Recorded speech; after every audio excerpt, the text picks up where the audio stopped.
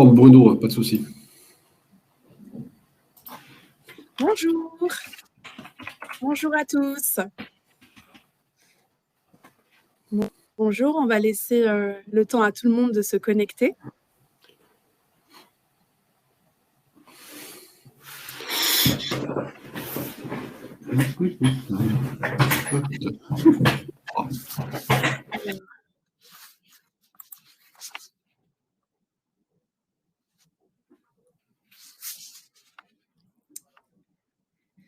Très bien. Je vais peut-être commencer parce que comme on a beaucoup de choses à voir ensemble. Bonjour à tous. Merci d'être aussi nombreux à participer à ce webinaire dédié aux nouveautés légales 2023 qui impactent la gestion RH. Je suis Laetitia Sita, responsable marketing et en performance RH et financière au sein de GAC Group. Et pour animer ce webinaire, je suis en présence de 3 experts. Donc, Laure Finan. Bonjour Laure. Pardon. Laure, experte donc en paye, charges sociales et DSN au sein de GAC Group. Et je suis également avec Bruno Martin-Sledo, spécialiste RH DSN et cofondateur de D2BI, la solution de business intelligence pour piloter les ressources humaines à partir des données en DSN. Bonjour Bruno. Bonjour. Et je suis également en présence de Gilles Lefin, donc qui est expert en SIRH et DSN et également cofondateur de D2BI. Bonjour Gilles. Bonjour Laetitia, bonjour tout le monde. Alors, merci à tous les 3 d'être avec nous aujourd'hui. Donc, nous sommes ensemble pour environ 45 minutes, au cours desquelles Laure reviendra dans un premier temps sur le transfert de recouvrement de la taxe d'apprentissage et plus précisément du solde et de la contribution supplémentaire. Elle profitera aussi de l'occasion pour rappeler les éléments phares des changements initiés en 2022. Puis, on rentrera vraiment plus là dans le vif du sujet avec la mise en place en 2023 des DSN de substitution et donc du coup de la nécessité absolue de fiabiliser vos données en DSN. Elle fera un rapide tour d'horizon des points de vigilance à noter pour limiter les erreurs. Dans une troisième partie, Gilles et Bruno parleront de la BDESE, donc la base de données économiques, sociales et environnementales, et des impacts émanant du décret du 26 avril 2022, avec notamment la composante environnementale qui est venue s'ajouter. Enfin, en cette période assez particulière du calcul de l'index égalité professionnelle, Bruno fera un focus sur la loi Rixin en évoquant les impacts sur vos RH. Nous terminerons la présentation par une session de questions-réponses à laquelle Laure, Gilles et Bruno auront le plaisir de répondre. Donc, n'hésitez pas à nous poser des questions sur le chat qui est dédié, qui est juste à votre droite. Voilà. Pour plus d'interactivité et être vraiment au plus près des problématiques que vous rencontrez, nous avons préparé quelques sondages, 3 exactement, que nous lancerons au fur et à mesure de la présentation et qui seront liés aux thématiques qui seront abordées par nos experts. Ils auront l'occasion de commenter, vous apporter quelques réponses à la fin de la présentation. Alors, Laure, je te laisse nous présenter le transfert de recouvrement de la taxe d'apprentissage. Merci, Laetitia. En effet, on ne peut pas vous parler du solde de la taxe d'apprentissage et de la contribution supplémentaire à la taxe d'apprentissage sans en revenir et faire un focus sur ce qui s'est passé en 2022.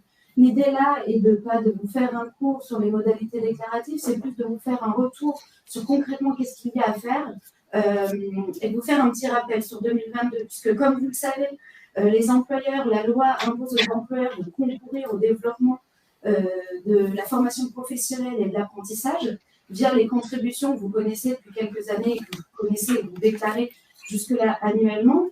Là, aujourd'hui, vous les déclarez, il s'agit donc de la contribution à la formation professionnelle, la contribution à la formation pour les salariés en CDD, donc le CPF-CDD, et de la part principale à la taxe d'apprentissage. Ça, c'était janvier 2022. À partir de janvier 2022, vous avez déclaré annuellement ces cotisations comme les autres cotisations de sécurité sociale, en passant par la DSN. C'est en effet la loi pour choisir l'avenir professionnel, pour la liberté de choisir son avenir professionnel, qui est à l'origine de ce changement pour simplifier les démarches. Donc concrètement, mensuellement, depuis 2022, vous déclarez mensuellement ces contributions d'ordre légal, j'insiste sur le légal, vous les déclarez mensuellement et vous avez conservé une déclaration annuelle qui concerne l'assujettissement ou non à l'ensemble de ces contributions et taxes.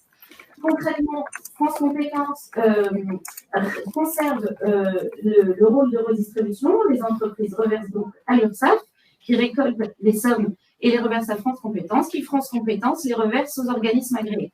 Finalement, les organismes agréés vont conserver uniquement en 2023 le recouvrement des contributions d'ordre conventionnel.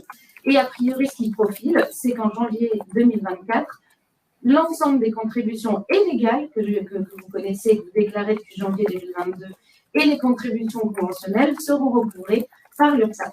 Donc, l'URSSAF devient votre interlocuteur unique depuis janvier 2022. Et qu'est-ce qui se passe en janvier depuis 2023? C'est donc la déclaration en exercice décalé du solde de la taxe d'apprentissage. Le solde de la taxe d'apprentissage, pour rappel, il permet le financement du développement de la formation professionnelle, donc de la formation initiale et technologique et hors apprentissage. La nouveauté, c'est qu'elle doit être déclarée non pas mensuellement, mais annuellement, mais en exercice décalé. C'est-à-dire que sur votre exercice 2022, c'est en avril 2023, donc vos DSN d'avril 2023 exigibles le 15 et le 5 mai, qui doivent être déclarés. Mais ce qu'on vous recommande, et ce que recommande la plupart des organismes, c'est qu'il faut pouvoir calculer ces montants, et le montant de ce solde et la déduction de ces montants. Il y a donc, c'est la même assiette que la taxe d'apprentissage auquel est appliqué un taux. Mais la particularité, c'est que ce solde de la taxe d'apprentissage, il se calcule en amont, mais il se déclare en montant brut avant déduction dans vos cotisations établissements.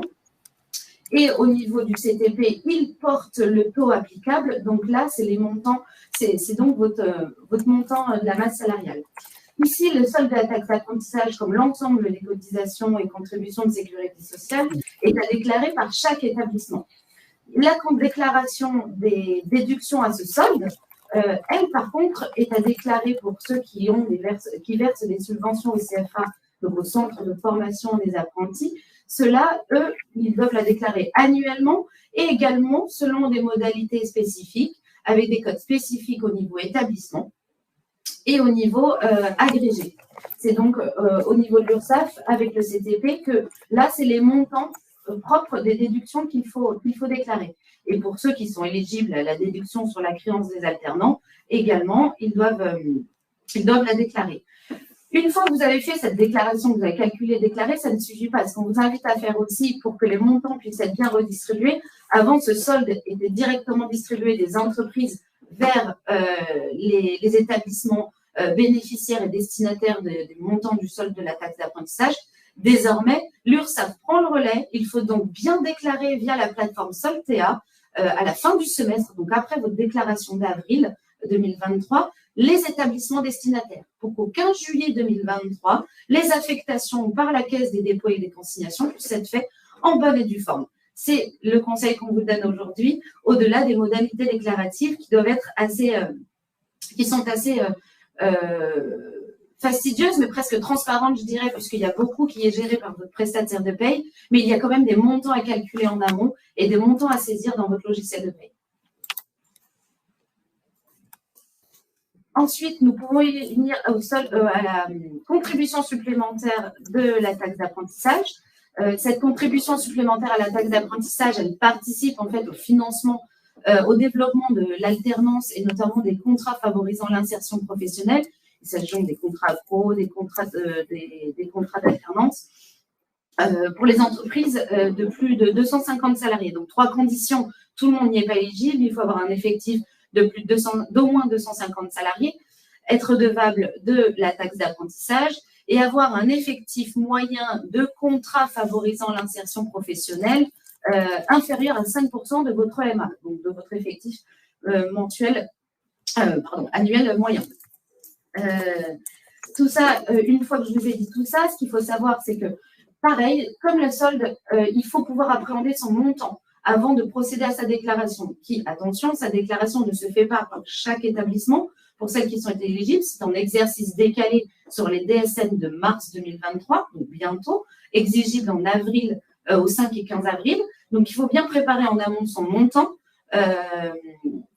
son montant et qu'il soit déclaré par un seul établissement de l'entreprise, non pas par chaque établissement. Et ce qu'il faut déclarer, c'est le montant dû de l'entreprise au nom de tous les autres établissements. Souvent, c'est le siège qui se charge de faire cette déclaration, donc en bloc 82 et en agrégé aussi au niveau du bloc 23. C'est des modalités un peu techniques qui se font et qui sont gérées par vos prestataires de paye, mais encore une fois, c'est le montant qu'il convient de saisir. Et ce montant, comme vous pouvez le voir là, va dépendre donc de votre effectif de contrat favorisant l'insertion professionnelle, mais aussi de l'effectif de votre entreprise. Et en fonction de ça, il y a tout un calcul.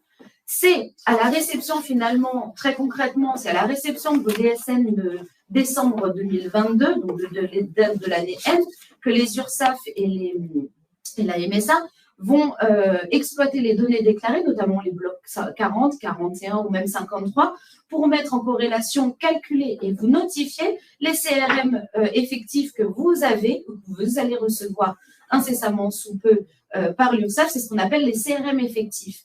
Mais au-delà de ça, là, finalement, vous l'aurez compris, pour ces deux contributions, ce qui va être nécessaire, c'est un exemple un peu des sujets qui vont suivre et de ce qu'on va vous expliquer aujourd'hui, c'est qu'il faut quand même que les données soient conformes. Si en 40 et en 41, en bloc 41, c'est lié au contrat des salariés, ce n'est pas bon, l'URSSAF n'aura pas le bon effectif et ça a une répercussion en cascade. Là, typiquement, il faut bien calculer en amont votre effectif d'apprenti pour pouvoir déclarer les bons montants et vérifier la conformité, puisque vraiment, ça a un impact en cascade sur ces éléments-là. Fort heureusement, des outils comme D2BI et l'accompagnement et le conseil de l'UAC peuvent vous aider. Et c'est là que je laisse Bruno intervenir. Merci Laure. Comme disait Laure, il est essentiel de pouvoir voir tout ce qui se passe au niveau des transferts de données au niveau de la DSN. Et ça, un outil comme D2VI va vous permettre d'avoir une vision globale sur l'ensemble en fait des effectifs déjà, donc savoir si vous avez bien déclaré au niveau de chacun des salariés le bon type de contrat, comme le disait Laure pour le bloc 40 notamment, mais également avoir un précalcul de cet effectif à partir justement des informations de la DSN. Ensuite, on va pouvoir aussi vous mettre à disposition votre taux d'alternant. Et justement, par rapport au taux cible, donc le seuil de 3% et le taux de 5%, le maximum, voir où vous en êtes au niveau de votre établissement et surtout de votre entreprise en général. Vérifiez également le taux d'évolution des alternants, puisque en fait, rentrent aussi non pas juste les déclaratifs des apprentis, des contrats d'apprentissage ou autres, mais aussi tous les alternants qui étaient alternants il y a moins d'un an et qui sont devenus par exemple en CDI. Donc ça rentre aussi dans votre taux et c'est l'évolution de ces éléments-là qui vont permettre aussi de savoir où vous en êtes au niveau du taux d'alternant.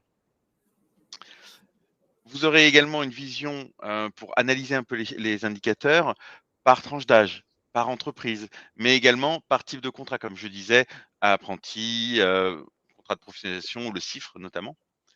Et bien sûr, le suivi du déclaratif en DSN avec les cotisations, les déductions, les exonérations qui sont déclarées bien sûr dans les différents blocs de DSN, afin que vous puissiez vérifier que par rapport à ce que vous avez déclaré au niveau paye, en DSN, on est sur les mêmes montants et qu'on correspond bien et qu'il n'y a pas eu d'oubli au niveau de déclaratif, au niveau d'un paramétrage d'une rubrique ou des choses comme ça. Et bien sûr, comme le disait Laure, la fiabilisation des données et la mise en conformité de DSN nécessite un accompagnement que fait notamment GAC.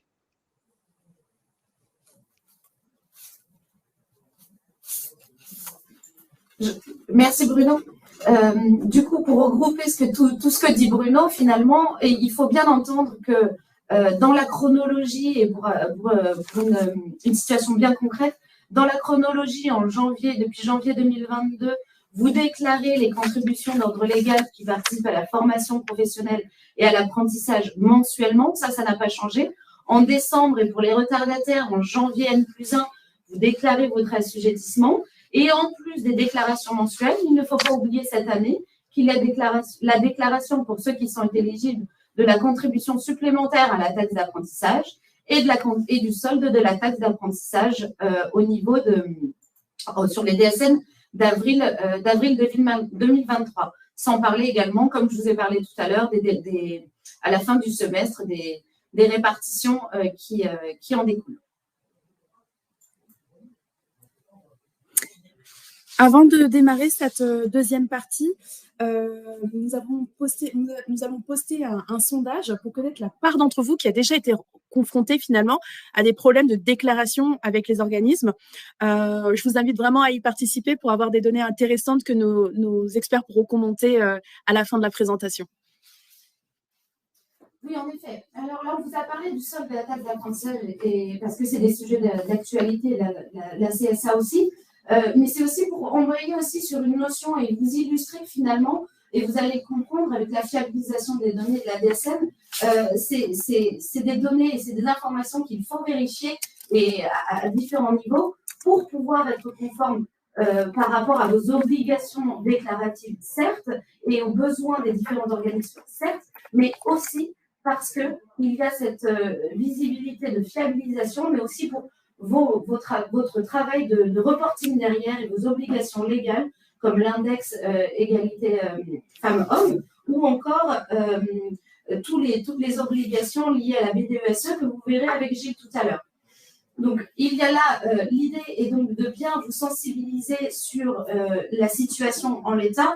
Les textes aujourd'hui, depuis le début et l'arrivée de la DSN, l'objectif était de simplifier les démarches pour tout le monde, les employeurs, les organismes et autres, parce que l'idée, via la DSN, les données sont essentielles pour recouvrir, et ça vous le savez, le recouvrement des cotisations et des contributions sociales, mais aussi fiscales pour certaines, la vérification des montants déclarés, mais aussi l'ouverture des droits des salariés, notamment les droits des salariés, les droits au chômage.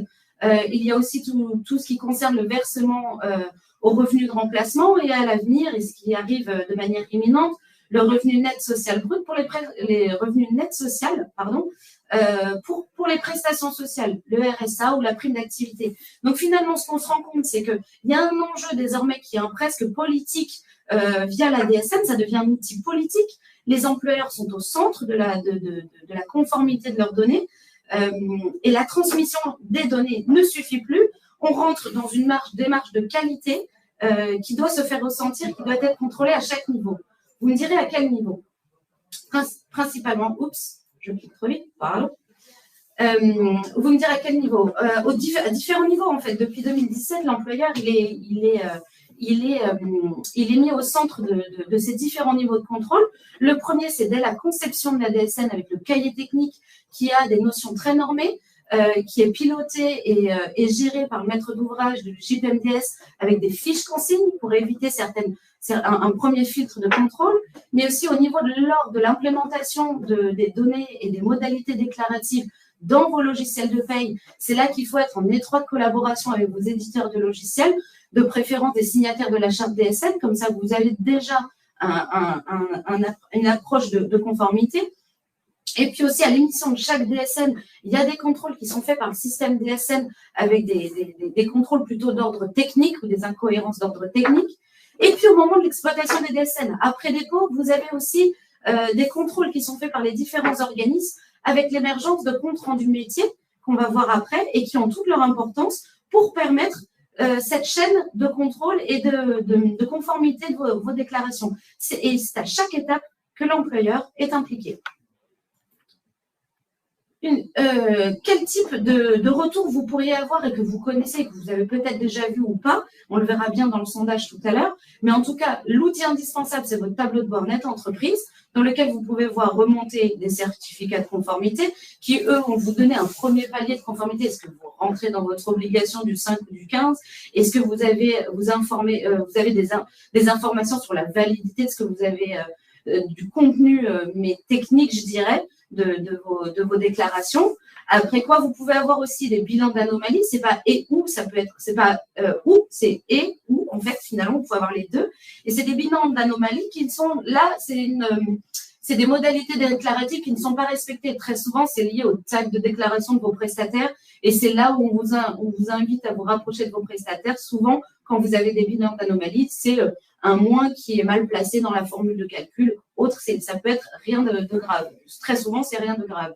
Puis, on arrive à un autre niveau où là, vous avez des comptes rendus métiers que vous avez pu avoir connaissance. Mais aujourd'hui, les organismes en font un outil phare en mettant en place une nouvelle norme qui s'appelle NeoRes. C'est du technique, mais finalement, vous allez avoir,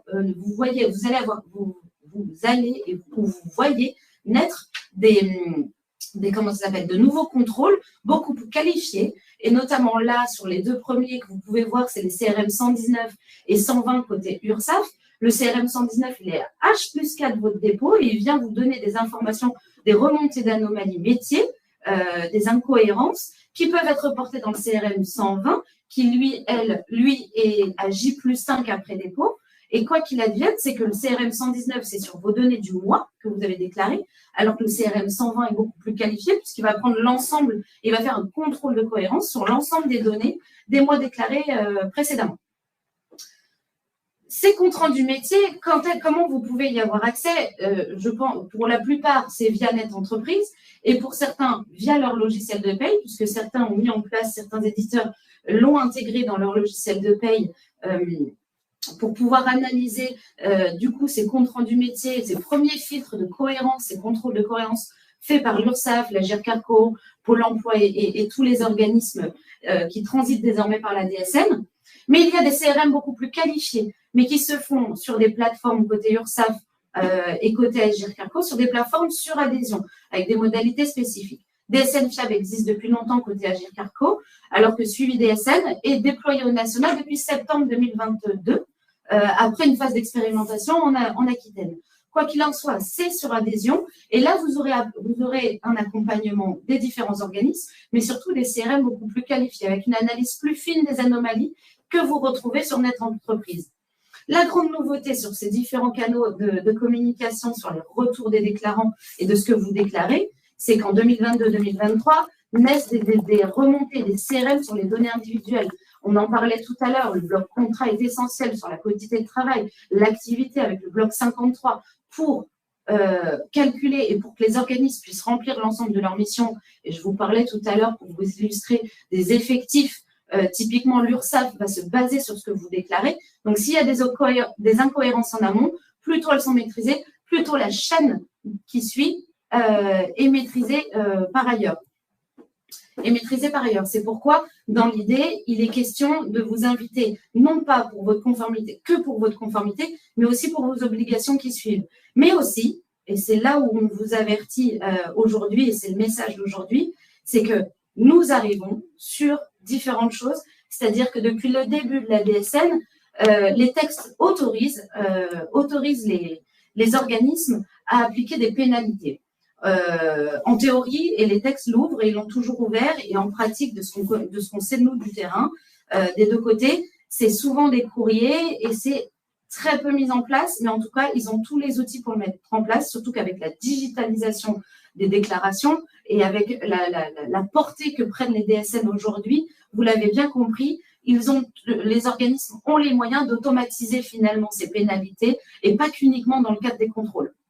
Donc, première alerte, il est là. Mais en fait, 2023, on passe à un autre niveau puisque la loi va plus loin en octroyant à l'URSSAF encore plus de prérogatives, et c'est ce qu'on vous explique là, c'est qu'en plus des pénalités financières auxquelles vous pouvez vous exposer selon vos manquements, la DSN, la loi de financement de la sécurité sociale pour 2023 va encore plus loin puisqu'elle donne à l'URSSAF la possibilité de mettre en place, suite à des DSN non conformes, une correction des DSN erronés. Ça veut dire quoi très concrètement? C'est qu'en cas d'inaction répétée et de carence prolongée du cotisant, l'URSSAF a désormais le pouvoir de remplacer votre DSN et de faire une DSN de substitution. Encore une fois, concrètement, l'idée, c'est que si vous ne corrigez pas une anomalie dans un temps proche d'anomalies remontées par les organismes, vous risquez à avoir une DSN de substitution sur 2023. En résultat, la finalité, c'est que l'URSSAF tend à devenir jugé partie de vos déclarations. C'est nouveau, c'est l'objet et ça s'entend de leur côté, mais de votre côté, du côté employeur, il est essentiel de s'assurer de la conformité de ces données. Concrètement, aujourd'hui, à part avoir un accompagnement suivi, puisque c'est lié à chacune de vos déclarations, ce qu'on peut vous donner, c'est des points de vigilance sur votre quotidien. Le premier, c'est de vous inviter à déclarer le plus tôt possible avant l'échéance pour favoriser ces remontées, comme je vous parlais tout à l'heure, à H+4, qui vous permet, ou H+5, qui vous permettent de faire des annuleurs en place, plutôt que de faire des régularisations qui sont parfois fastidieuses et compliquées. ou encore même faire appel à des blocs changements qui a des impacts sur la structure DSN très structurantes, mais aussi éviter soit des sanctions, comme on vous l'a expliqué, puisque les textes l'autorisent, soit éviter les DSN de substitution qui peuvent être à votre désavantage.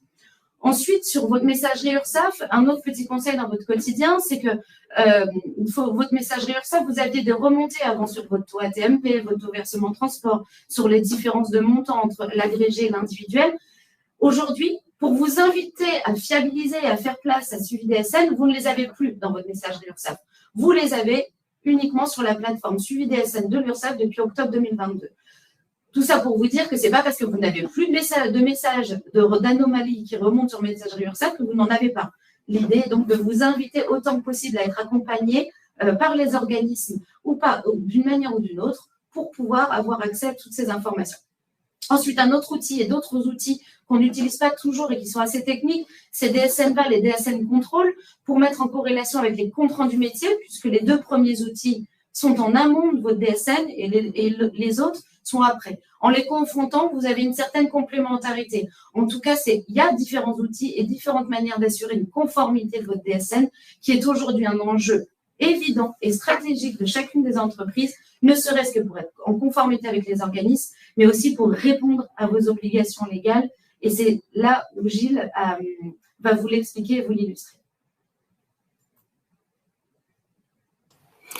Voilà, comme l'exposé Laure sur tous ces contrôles qui existent et qui sont mis à votre disposition, soit par Net Entreprise, soit par l'URSSAF ou la Caisse Carco, effectivement, comme elle le préconise, il ne vaut mieux pas attendre la fin de votre paye et le versement à vos salariés pour après faire un constat, disons, d'anomalie.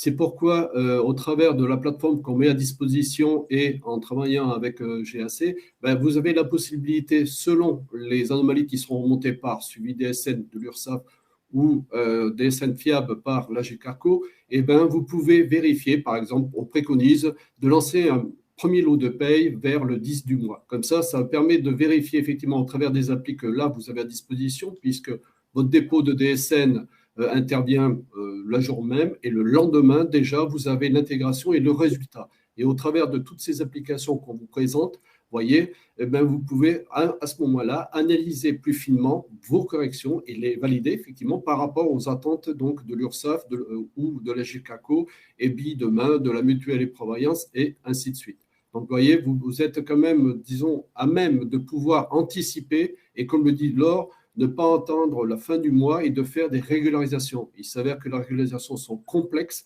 que les outils de paye, des fois, ont des problématiques puisque tout est daté et il est dommage, disons, de faire des régularisations alors que finalement, avec un lot de paye le 10, un autre lot de paye le 20, et via nos outils qu'on met à disposition et l'accompagnement fait avec GAC, vous pouvez effectivement anticiper les corrections et les valider en ligne.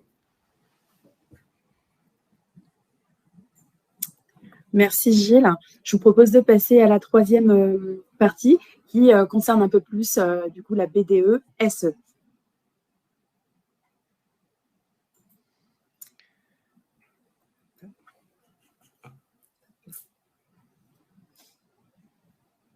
Gilles, Bruno, je vous en prie. Oui.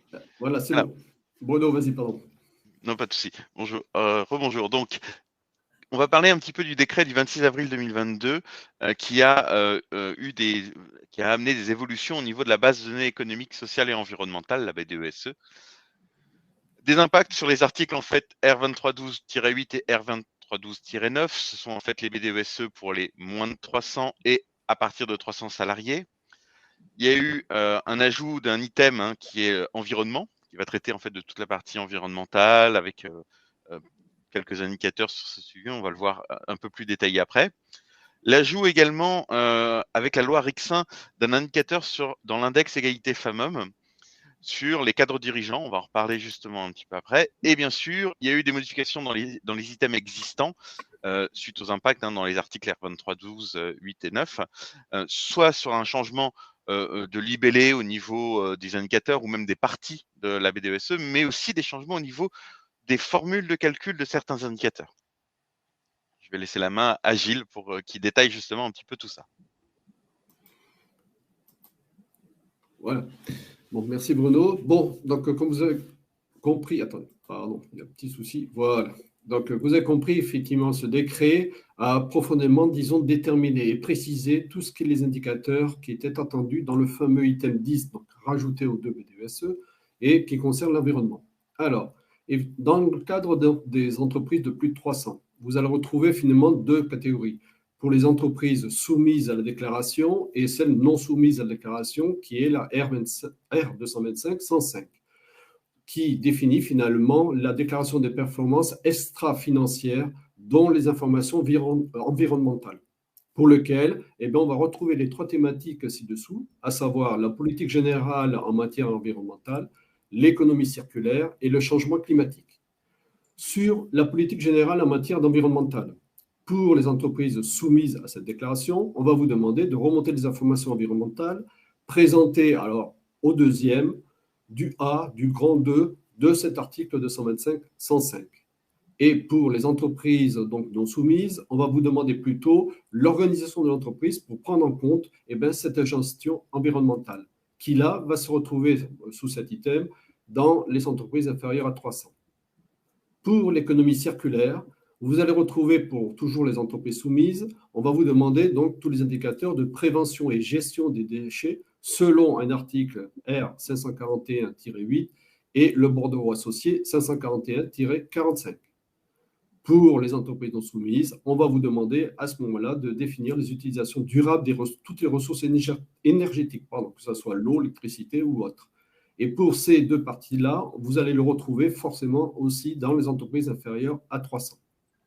Pour le changement climatique, on va vous demander donc pour les entreprises soumises un bilan des émissions des gaz d'effet de serre prévues selon l'article L229-25 du Code de l'environnement ou du bilan simplifié selon l'article 244 de la loi 2020-1721 du 29 décembre 2020.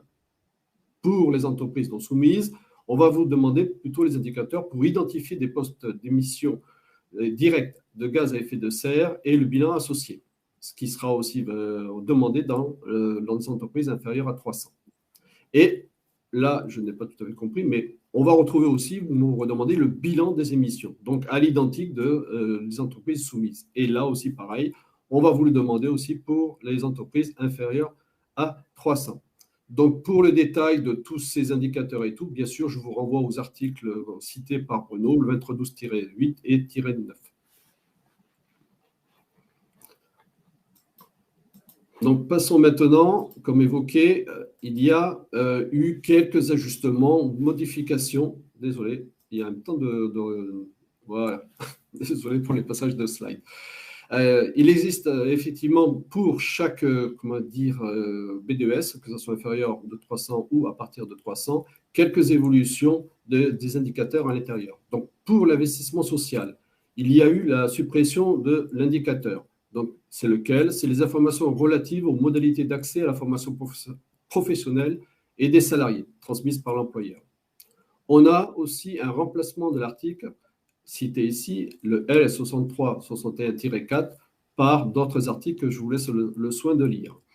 Ces indicateurs, ce sont les conclusions éventuelles des services de contrôle faisant suite aux vérifications effectuées en application. Des articles cités, ceci c'est ni plus ni moins que le contrôle administratif et financier de l'État. Il y a toujours pareil pour un indicateur, la suppression du référencement de l'article D23-6. C'est effectivement l'indicateur qui indique les effectifs intéressés par âge, sexe et niveau initial de formation. L'employeur au préalable devait préciser les bénéficiaires des périodes ainsi le contrat de professionnalisation, ce qui n'est plus le cas.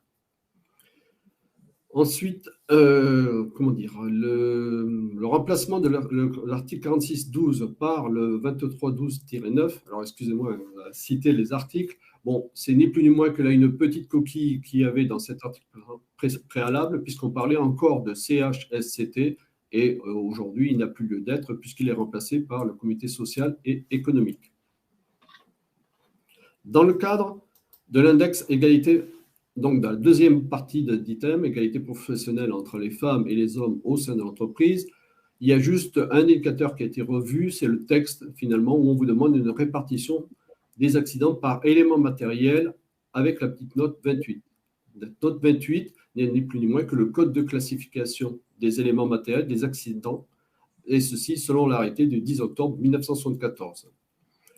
Pour les indicateurs concernés, ce sont les maladies ayant donné lieu à un examen de reprise de travail. Alors, on vous demande toujours le nombre d'arrêts de travail, ainsi le nombre de journées d'absence.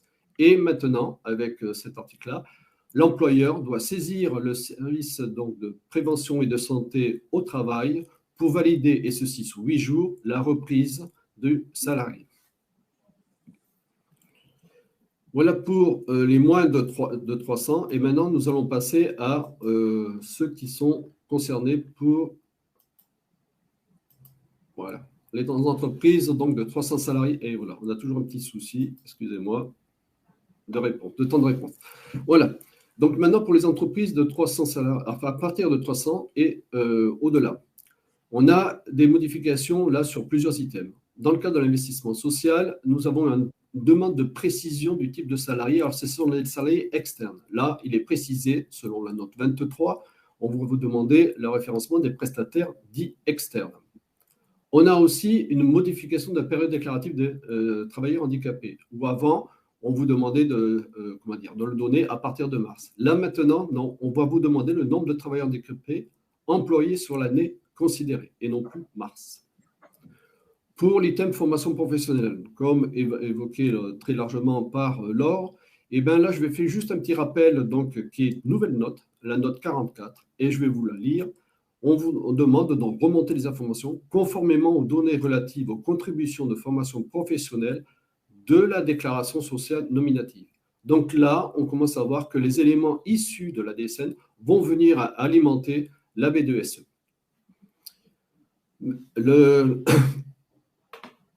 Voilà. Ensuite, avec une petite correction sur l'organisme, disons, de recouvrement, mais qui est juste le faire de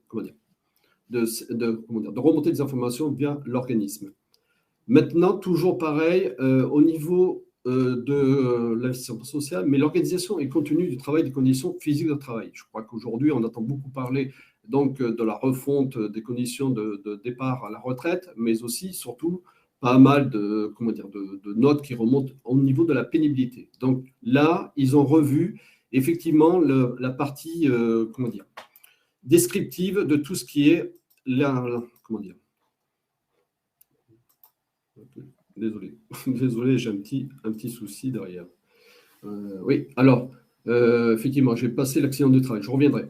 Donc là, de ce côté-là, on vous demande automatiquement de remonter des informations et dans des conditions de salariés, c'est-à-dire les salariés affectés à des tâches répétitives, les salariés exposés habituellement donc, à des, du bruit entre 80 et 85 dB, des exposés au froid et à la chaleur, et comme l'a évoqué Bruno, on a un nouvel indicateur, on vous demande le nombre de salariés exposés aux températures extrêmes. Donc tout ça est défini très clairement dans les notes associées, qui vont de la note 36 à 40, pour vous préciser ce qui est attendu. Maintenant, j'ai sauté tout ce qui était accident de travail. Désolé, je reviens, accident de travail et de trajet.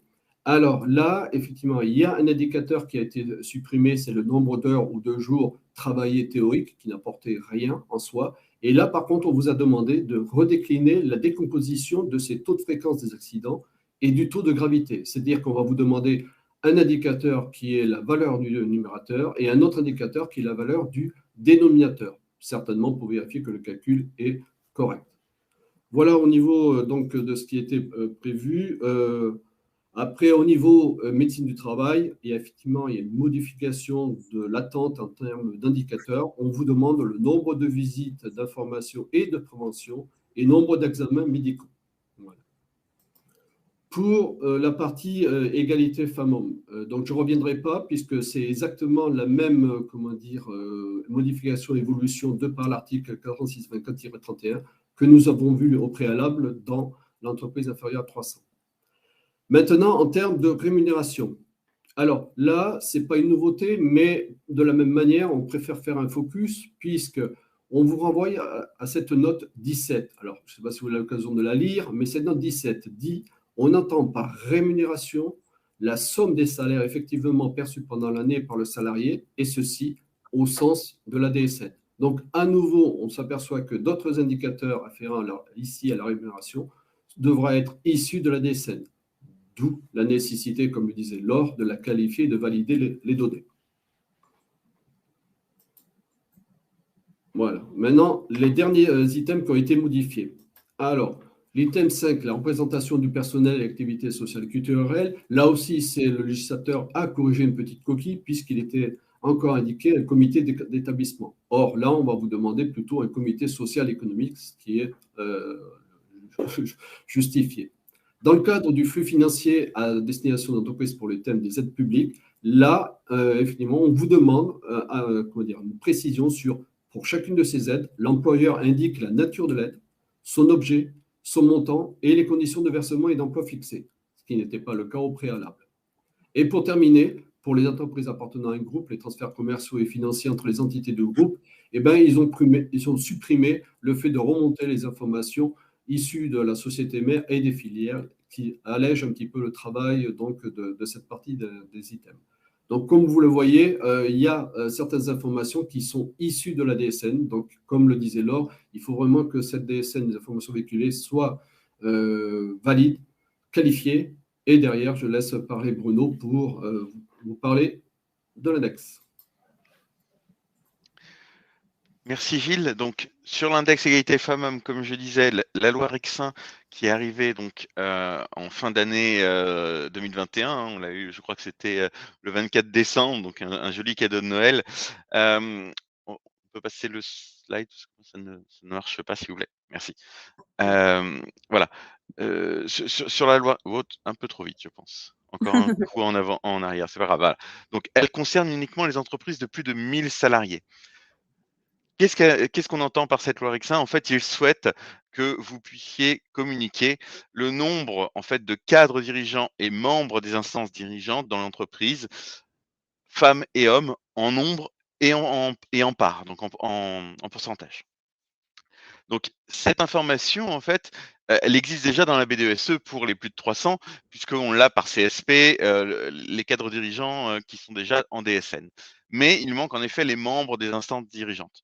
Donc ça, c'est nouveau. Et souvent, ces personnes-là peuvent ne pas être présentes, notamment par exemple sur les DSN ou autres. Donc il faut souvent les inscrire et c'est quelque chose de nouveau au niveau de la BDESE. Il faut savoir que l'État souhaite que cette information soit rendue publique sur le site du ministère du Travail à partir du 1er mars 2023. Donc, c'est vraiment des indicateurs que vous allez devoir fournir, un peu comme l'index égalité femmes-hommes, hein, finalement. Donc, c'est pour ça que ça rentre un petit peu dans cet index égalité femmes-hommes qui existe déjà. Côté BDESE, comment en fait D2BI peut vous aider sur cette partie-là? En fait, D2BI vous propose une BDESE en format Word qui est déjà pré-remplie grâce aux informations de la DSN sur certains items.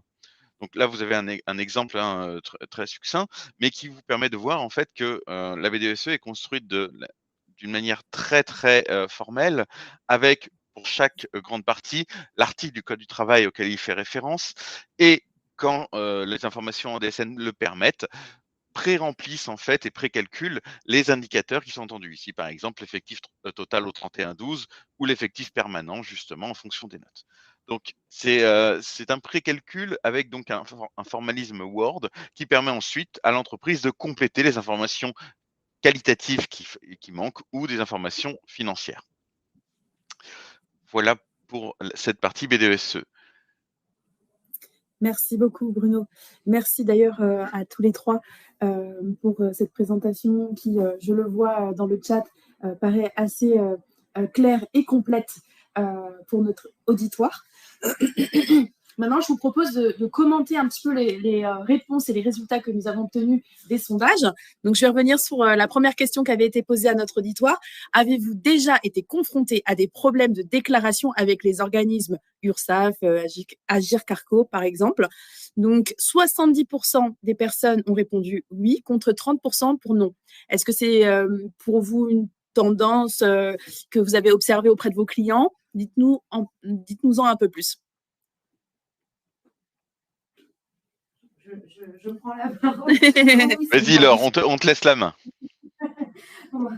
Effectivement, c'est une constatation, c'est un peu la tendance de ce qu'on ressent, c'est que c'est pas toujours exploité, c'est souvent dans un langage en plus qui est pas, on va dire, pas très français, enfin en tout cas pas très abordable, avec un langage informatique, donc non, ça ne nous surprend pas. Donc, pour répondre à ta question, Laetitia.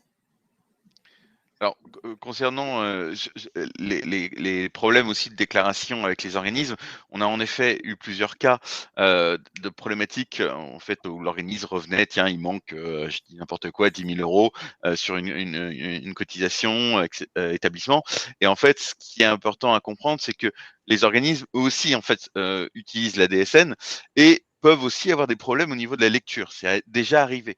Et ce qui est très important, c'est qu'en fait, il faut que vous en tant qu'entreprise, vous ayez des outils qui vous permettent justement de pouvoir dialoguer sur un pied d'égalité avec cet organisme. Ça veut dire que vous puissiez voir ce que vous avez déclaré, le détailler au niveau, par exemple, d'un contrat sur les prévoyances mutuelles, par exemple, voir combien de salariés sont liés au contrat prévoyance dans la DSN, combien de cotisations ont été rattachées à ce contrat de prévoyance et pouvoir en discuter justement avec l'organisme. Et voir justement où est-ce qu'il y a le problème. Est-ce que c'est sur un contrat particulier? Est-ce que c'est sur l'établissement en général où il y a eu des cotisations qui ne sont pas passées? C'est justement grâce à des outils comme DDBI que vous allez pouvoir analyser au plus fin et pouvoir répondre à l'établissement, à l'OPS.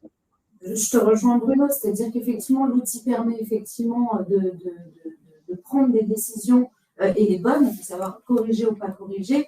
Et effectivement, DDBI est vraiment un outil qui permet d'exploiter ces données, mais aussi analyser. Ce qu'on s'aperçoit aussi, c'est que les clients n'ont pas toujours une vision de l'impact que ça peut avoir. Je donne un exemple qu'on rencontre dans notre quotidien. C'est sur un arrêt de travail, par exemple, quand la date prévisionnelle de fin est pas renseignée, ça a un impact en fait sur l'exploitation des données qui suivent, sur la durée du temps de travail, sur le bloc activité, et prendre conscience, en fait, ce qu'on s'aperçoit, c'est que nos clients prennent conscience que dans leur quotidien, il y a des tâches qui peuvent en régler 10 000 autres derrière, d'ordre effectivement déclaratif. Et c'est pour ça que c'est l'objet d'aujourd'hui, c'est prendre conscience que c'est important, que les DSN sont au cœur de beaucoup de décisions, que ce soit du côté employeur comme du côté des organismes. Et en effet, être bien accompagné est important. Merci à vous deux pour ce retour et ce commentaire. Je passe au deuxième sondage que nous avions lancé, qui est exploitez-vous les données des comptes rendus métiers qui ont été présentés par Laure. Alors 50%, enfin là, on a vraiment une parfaite égalité, 50% oui, 50% non. C'est ce qu'on voit aussi un petit peu quand on demande aux entreprises qui travaillent avec nous. C'est vrai que, comme le disait Laure, les contrôles métiers sont un petit peu techniques, hein, comme on dit, il faut rester cohérent.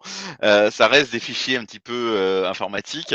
Il est difficile en fait de pouvoir les lire et surtout les transcrire pour pouvoir ensuite aller voir pourquoi il y a ce problème-là, parce que le compte rendu métier va vous annoncer qu'il y a un problème.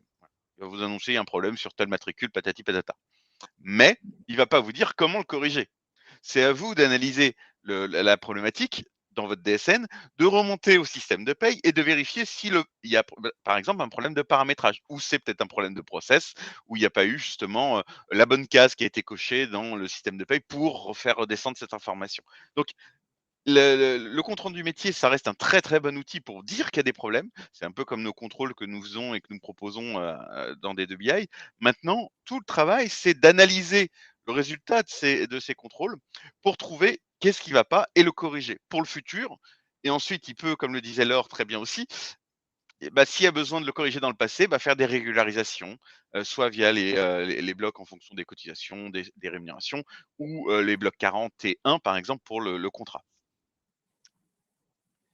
Très bien. Laure, Gilles, j'ai l'impression que la réponse de Bruno était plutôt complète? Ça va, parfait, nickel. Très bien. Alors, la dernière question, elle concernait plutôt le calcul de l'index. On souhaitait savoir où vous en étiez un petit peu. Donc, 66% d'entre vous n'ont pas encore calculé leur index. Après, il reste encore un petit peu de temps. Il me semble 2-3 semaines. Mais 34% l'ont déjà fait. Vas-y, Laure, hein, si tu veux prendre la main. Je l'ai pris dans la dernière question. Ça me paraît pas absurde parce qu'effectivement, il y a des données, il y a tellement de données à remonter. Je pense que ça me paraît pas absurde, mais le texte est quand même pas simple. Et dans l'esprit, il faut vraiment les textes à la base sont pas simples et c'est d'où l'intérêt aussi d'avoir tout va dépendre des entreprises et de l'organisation de chaque entreprise parce qu'on extrait des données de paye, voire de la DSN, mais des fois la DSN est décorrélée un peu de la paye, donc il faut faire des retraitements, donc c'est fastidieux. En tout cas, oui, 2-3 semaines, à 2-3 semaines de l'échéance. En fonction de la situation, ça peut être compliqué. Donc oui, on va attendre jusqu'au dernier moment d'avoir les derniers éléments pour avancer. Ça ne me choque pas. Très bien.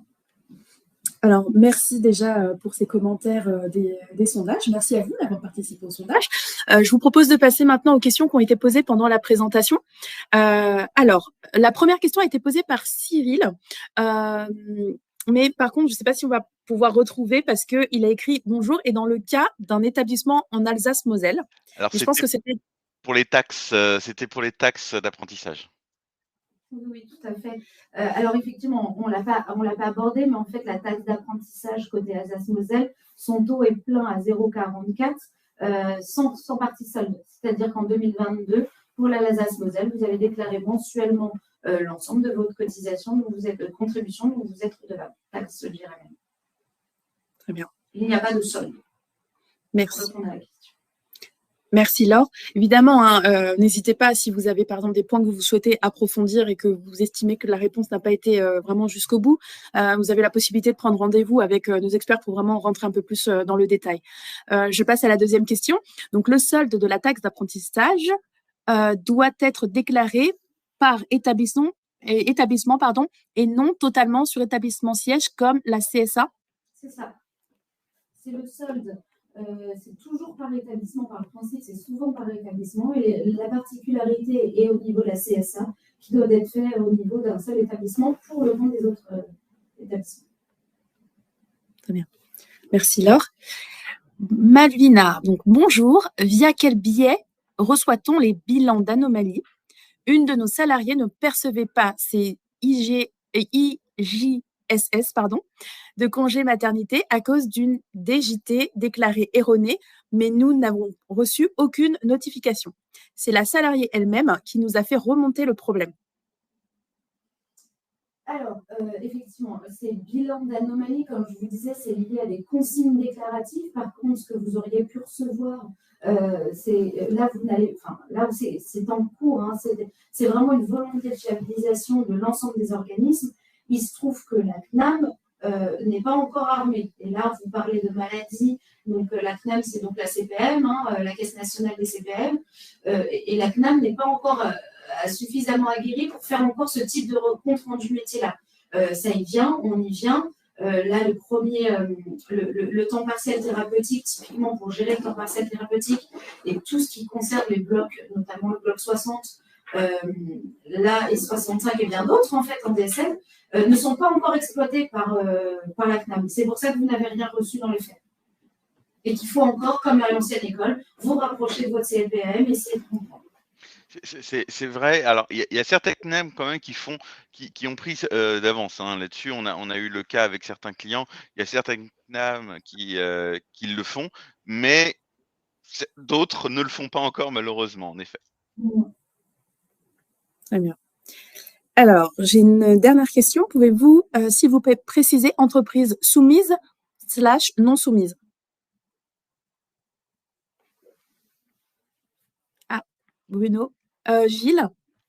Alors, ça concernait de mémoire sur cette notion de soumise, non soumise. En effet, la première partie sur, la deuxième partie sur les.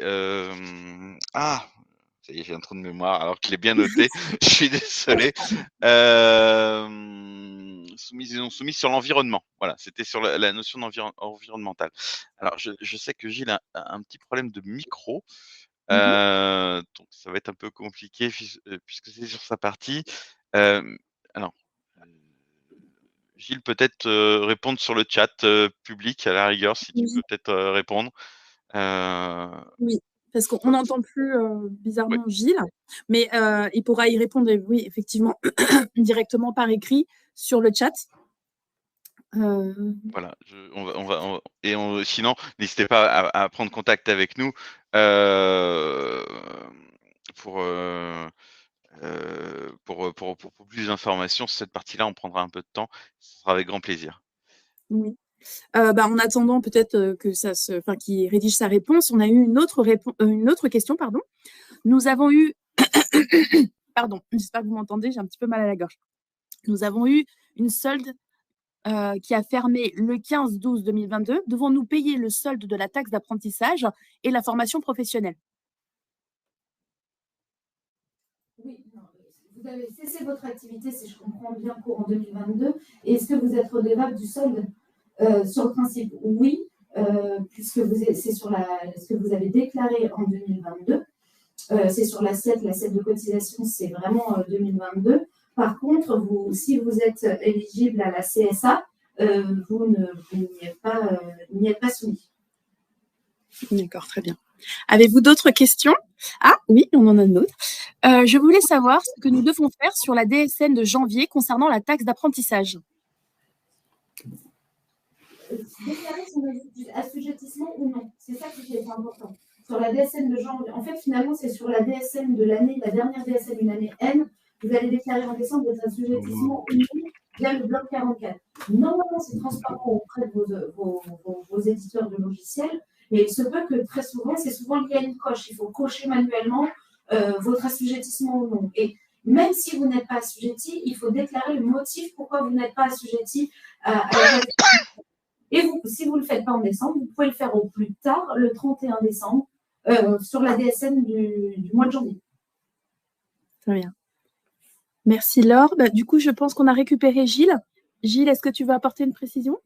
Oui, non, sur effectivement soumis, non soumis, il faut s'en référer à l'article 225-105 qui indique effectivement, selon le contexte de l'entreprise, est-ce qu'elle est soumise ou pas à ces articles, si elle est soumise, parce que bon, effectivement, c'est tous les aspects financiers, mais extra-financiers. Et dans ces cas-là, ils peuvent savoir, alors droit du commerce, bien sûr, c'est un droit du commerce qui renvoie vers nous, droit du travail avec la B2SE. Donc là, je vous engage à aller revoir effectivement l'article, savoir si vous ou non vous êtes soumis ou pas soumis.